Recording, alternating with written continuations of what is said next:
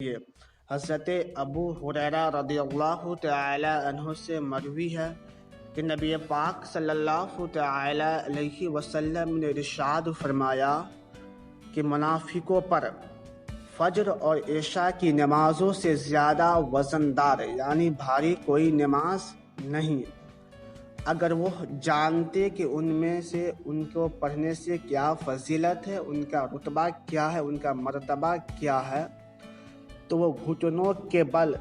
گھسیٹتے ہوئے بھی نماز کو حاضر ہو جاتے۔ آگے نبی پاک صلی اللہ تعالی علیہ وسلم نے ارشاد فرمایا کہ میرے دل میں خیال آیا کہ میں مؤذن کو حکم دوں کہ وہ اقامت کہے، پھر کسی شخص کو حکم دوں کہ وہ لوگوں کی امامت کرے۔ پھر آگے نبی پاک صلی اللہ تعالی علیہ وسلم نے یہ بھی ارشاد فرمایا کہ پھر آگ کے شعلے لے کر ان کے گھروں کو جلا دو جو بغیر عذر شرعی کے نماز باجماعت کے لیے ابھی تک نہیں نکلے۔ ناظرین، آپ جان سکتے ہیں کہ اللہ کے نبی نے ارشاد فرمایا کہ جو بغیر عذر شرعی کے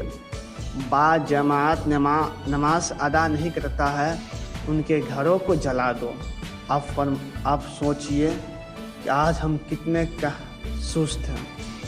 چلیے ناظرین، اگر ویڈیو اچھی لگے تو چینل کو سبسکرائب کریں اور بیل آئیکن کو دبا دیں تاکہ آئندہ جب بھی ویڈیو اپلوڈ کرے تو سب سے پہلے نوٹیفیکیشن آپ کو مل جائے۔